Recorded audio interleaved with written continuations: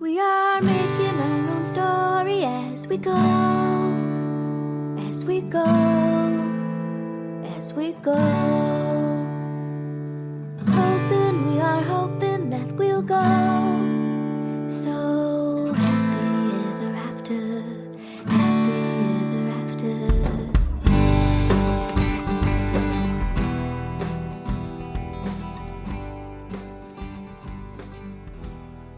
Hi, welcome to your Dream Day podcast. I'm your host, Kathy Peach Lucas, and today we are talking about a topic that I have been itching to talk about for months, and I have the perfect guest to talk about this particular topic.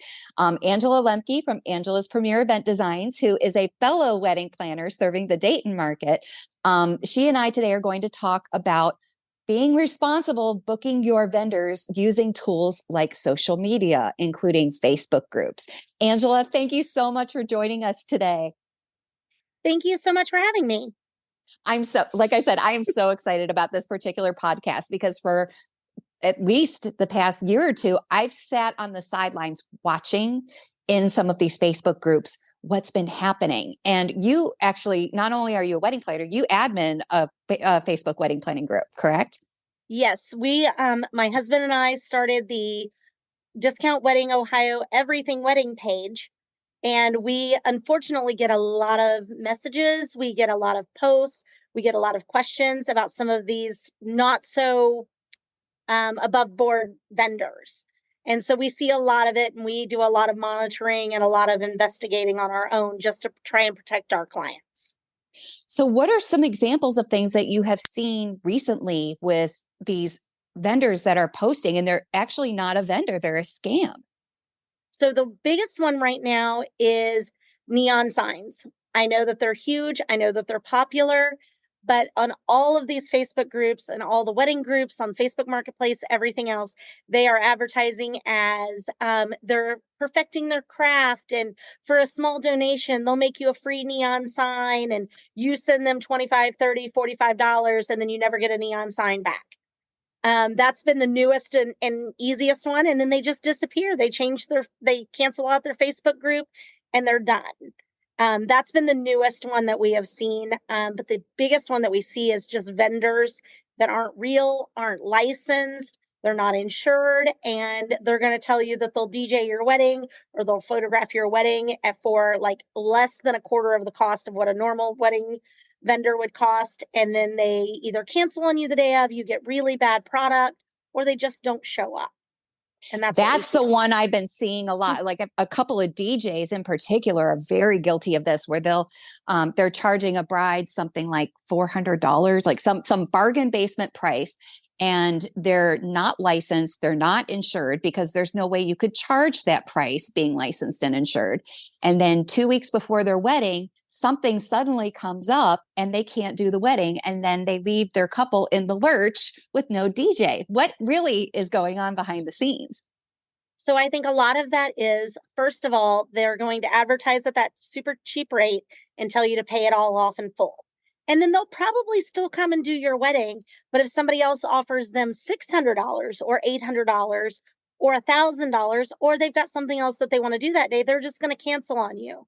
They're going to eventually tell you that you'll get your money back. Oh, whatever, the family emergency, my dog's in the hospital, whatever it is that they're giving out as that story. Because I have actually heard my dog has to go to the vet as an excuse. But you don't ever see it. Or they'll change their name and then they'll just come right back into the business as, ABC DJ instead of DEF. And that's kind of how it works. And you won't get your money back, and they're not licensed. So there's really nothing that you can do. And they always want you to pay through Venmo or Facebook Pay. And they just go, you shouldn't have paid them that way. And you don't get your money back. Well, the other thing is that you need a contract. Any vendor that you sign for your wedding, have something in writing. Even if it's a family friend, you need something in writing. And it's not just for them, it's for your protection too. That's exactly what I tell everybody that messages us. If you don't have a contract that protects the both of you, your contract should say the date that you sign the contract. It should say your name, the company name, it should say the date of service, where it's at, and it should list exactly what they're going to bring. It should not just say, we're bringing a sound system. It should say, we're bringing speakers and a sound system and what they're going to do and how long is in there. Even if it's to be determined at a later date, it should be in there what they're going to bring, who's going to be there, and all of that information. And if you don't have a signed contract, there's nothing, you don't have a leg to stand on. You can't go to PayPal, you can't go to your credit card, you can't go to your bank, you can't do anything. Apparently, you've just given them a very big tip to do nothing. Wow. Well, and there was a situation, there have been a couple of situations the last few years here in Ohio. And one of them, the florist one, which we're going to talk about, that actually even made it to Wedding MBA, if you can believe that. There was a wedding insurance company, and we could talk a little bit about wedding insurance as well on this podcast. But it was a wedding insurance company that was giving a presentation. And he said he had so many filings of complaints in Ohio for this one particular florist who now is in jail.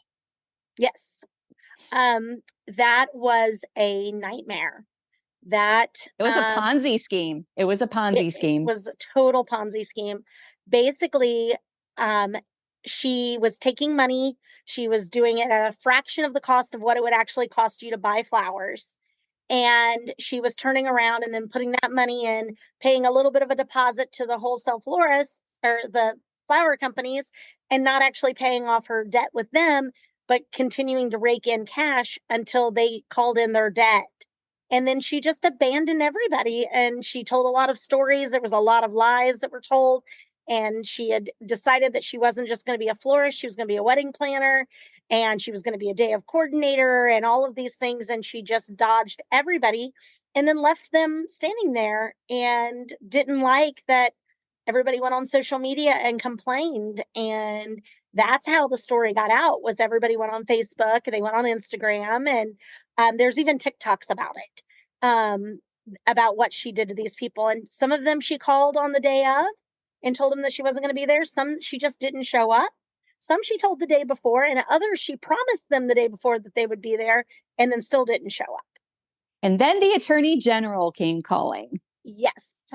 So, and that's why she's sitting in jail at the holidays. Yep. And there was also an incident during the past year of a photographer that was doing the exact same thing. And the one thing both of these vendors had in common was the bargain basement, too good to be true pricing. Exactly.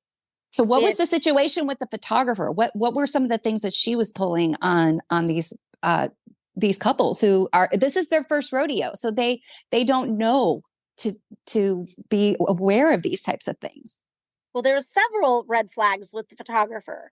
She wasn't even using her own work to advertise, so she was stealing other photographers' photos. So which is trademark violation, by the way. Exactly, that's a bad. You're not supposed to do that.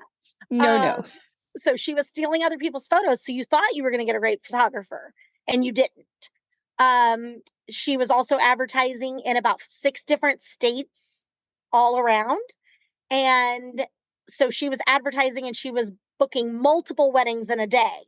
When you're only one photographer, you can only shoot one a day, maybe 2 if you're really good and get them close together. And then she just wouldn't show up on the day of, or she had an emergency. She was telling people that all of her equipment was stolen, and she started a GoFundMe. Oh, I remember that. I remember that one. So everybody was feeling bad for her. So we've already paid you $450 to do our wedding, but now I'm going to go help your GoFundMe because poor little you got all your equipment stolen. And that touches base on the fact that if her equipment had actually been stolen and she'd had insurance it would have been covered. Yep. But because she wasn't a real vendor, she didn't have insurance. Well, and we're hearing this more and more because more and more venues are requiring this, that vendors be licensed and insured. And I know that Angela's Premier Event Designs is licensed and insured. Your Dream Day is licensed and insured. What exactly does that mean? So for me to be insured, it would cover me if my vehicle, I bring a car and trailer or vehicle, whatever I need to bring. If I got hit by a car on the day of the wedding or the day before the wedding, loaded up, my insurance would cover us to go to a rental company and rent everything that they requested for their wedding.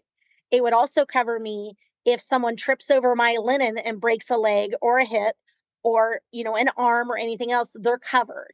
It would also cover the venue if I backed into the venue or if I hit someone in the parking lot or any of those things, I would be covered if anything happened. If I caused a fire at a venue, my equipment, everything would be covered. But it would also protect my clients for any of those things. So that way, if I did run over a guest in the parking lot, they couldn't be sued. My insurance would pay for it. And that's why so many of these venues are requiring insurance, because it proves that you're a real company. Number one, it also protects them and it protects the clients. So you have to choose vendors with insurance. You just have to. And I love the fact that the venues are requiring it and requiring proof. So you can't just say that you have insurance. They want to see it. One thing I've been seeing with wedding planners in particular, they are the most guilty of this, is offering to serve food, which is a huge, huge no-no. In order to serve food, even if you purchase it from a restaurant, you have to have somebody that is Serve Safe certified to do that. And there was a Facebook post the other day. It was a bride who was asking for referrals of a company that would take care of serving food for her. And I think at least 20 wedding planners put their hands up in the air. And I'm thinking to myself, there is no way that all 20 of you are Serve Safe certified.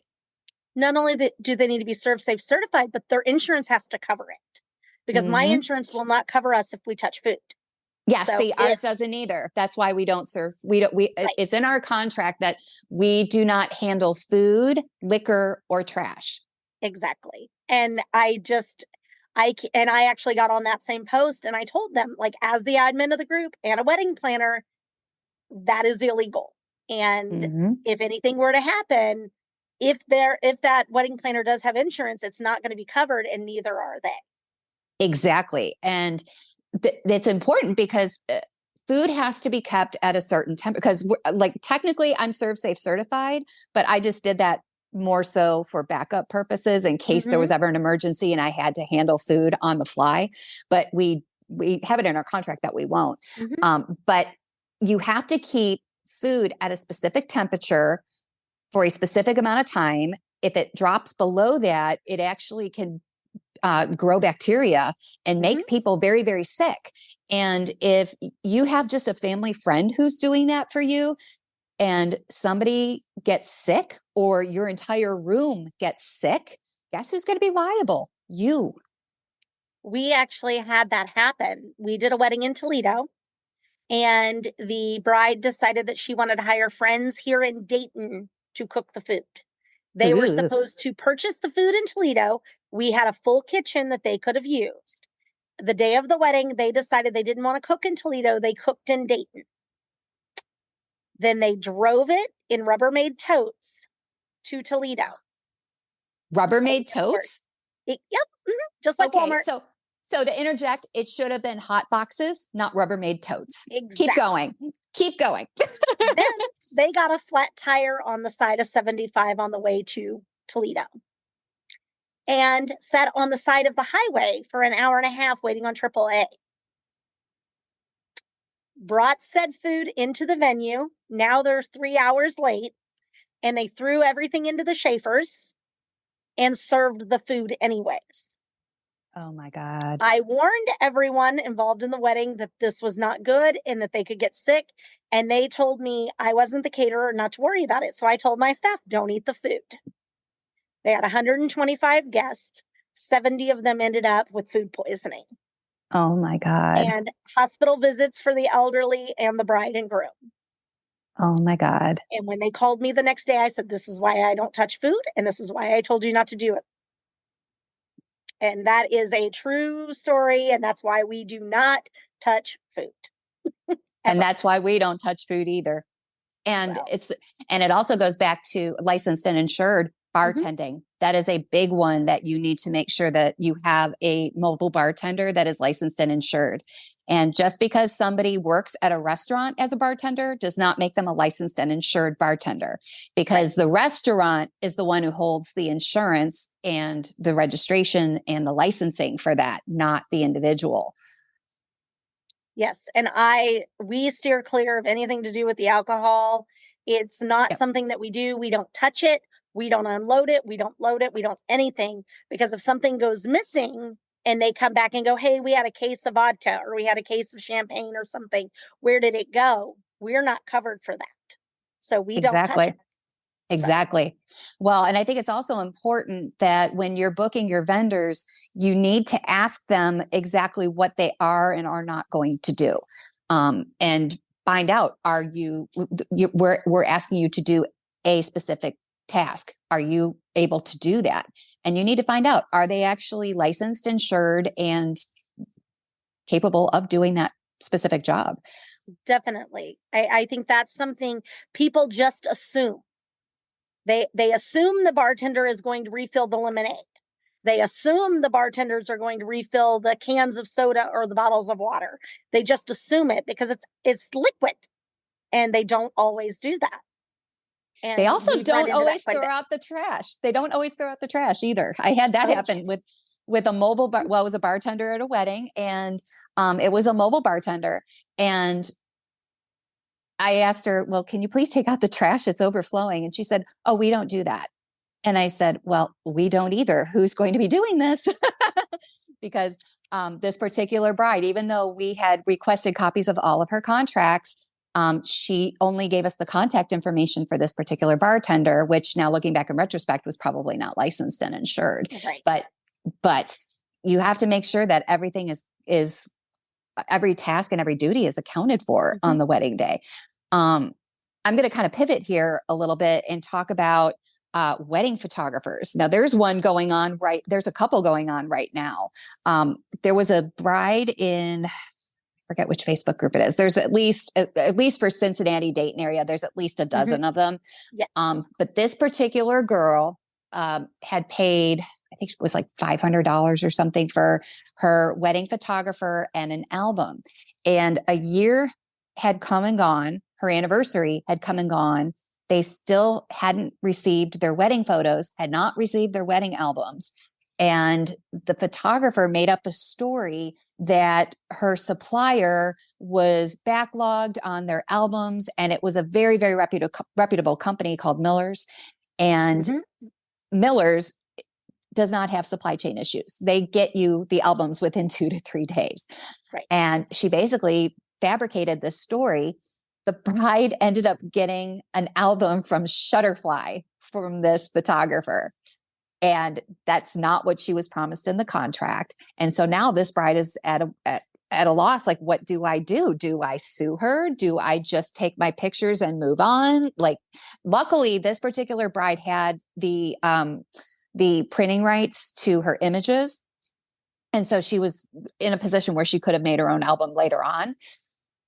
But some brides don't even get that. We have had a lot of brides that only get a quarter of their pictures that they're promised.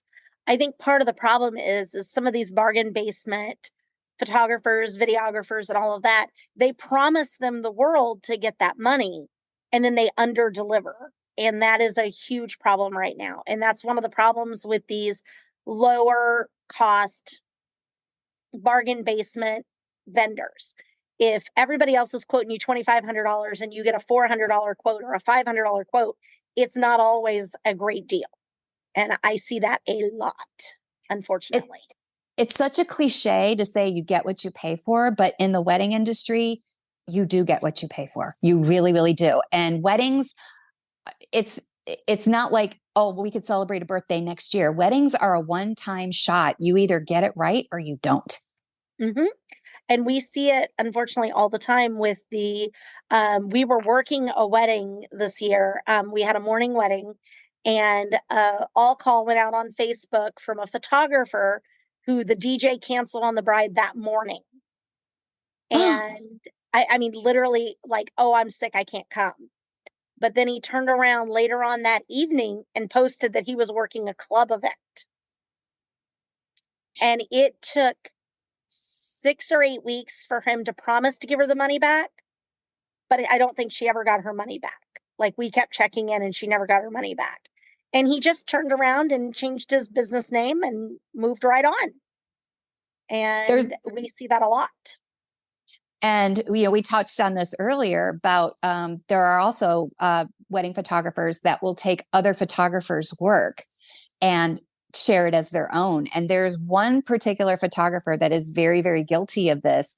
And there's actually there's probably about a dozen wedding photographers in Cincinnati that are always keeping their eye out for this person because she's so notorious for doing it. And Mhm.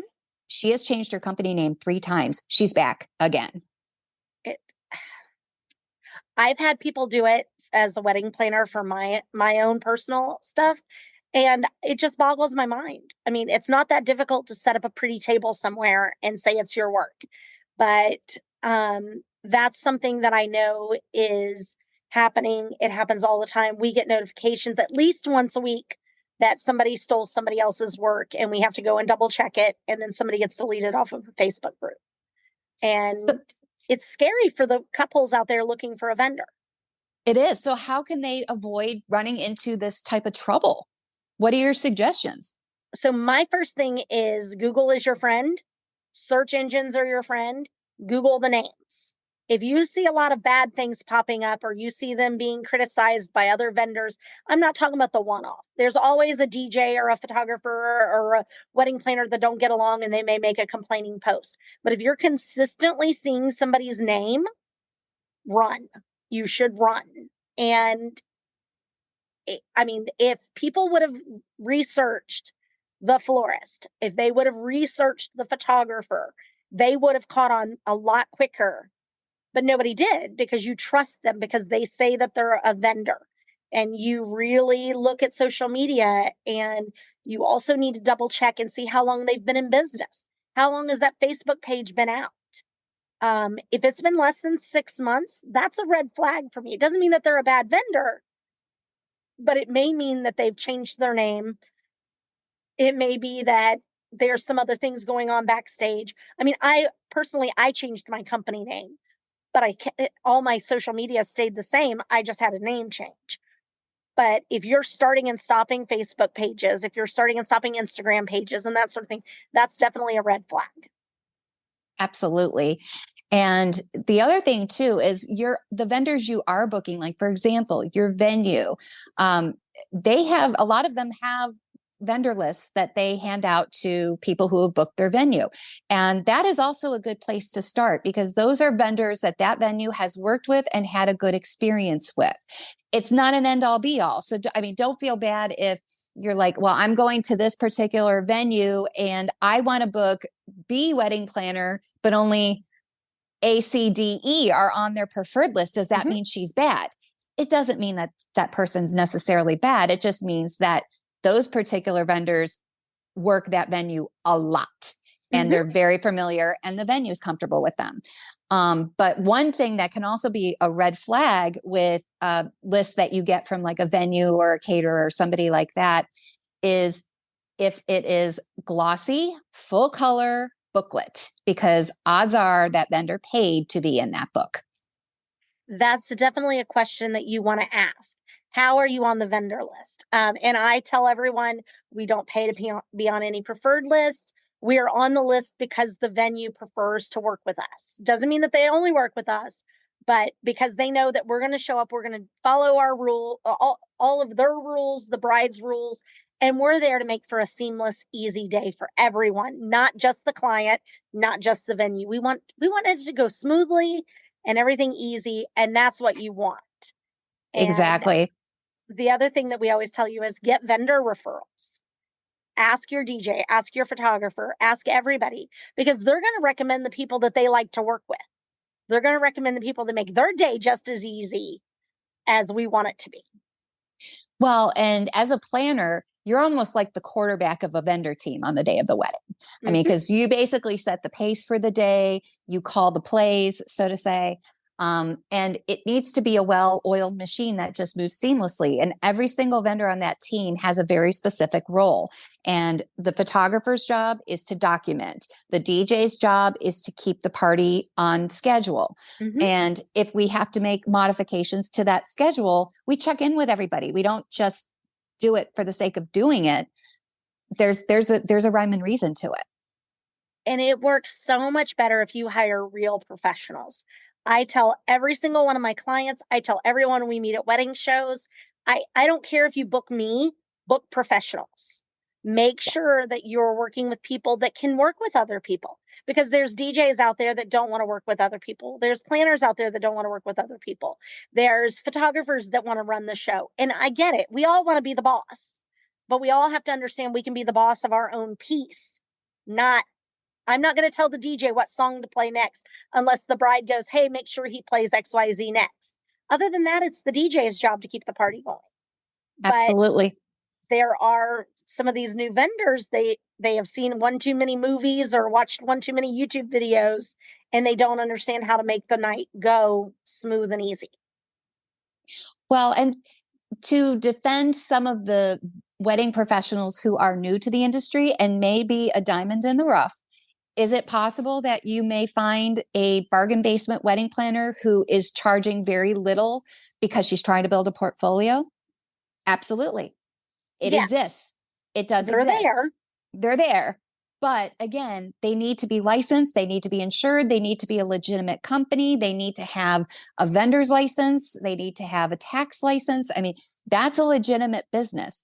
And I mean, I remember the first year I was in business, I had very low pricing, but I did that for 6 months. And then after that, I jumped it up once I had those client testimonials, and I started making my network of wedding professionals, and, you know, people were able to see, oh, you're serious. Okay. You're not just a fly by night vendor. Because that's the other thing that we see too, is that you'll have a lot of people who get married and they had so much fun doing their own wedding that now they're a vendor.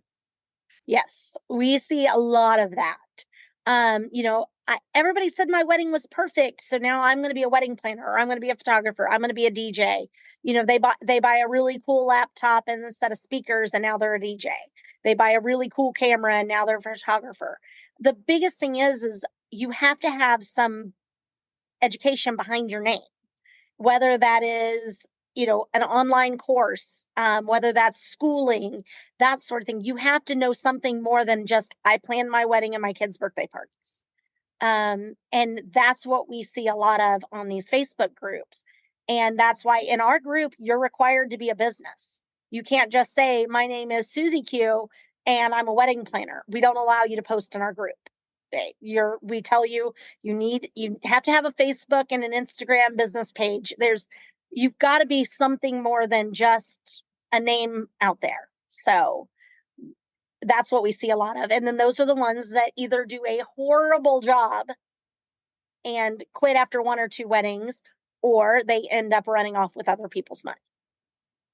So I have this Kathyism about the life cycle of a wedding planner. You might get a kick out of this one. So with the life cycle of a new wedding planner, if they plan their own wedding, their daughter's wedding, or their friend's wedding, all of a sudden they're a wedding planner. Ta-da! Mm-hmm. They throw up a website, they throw up a Facebook page, and now they're quote unquote legit.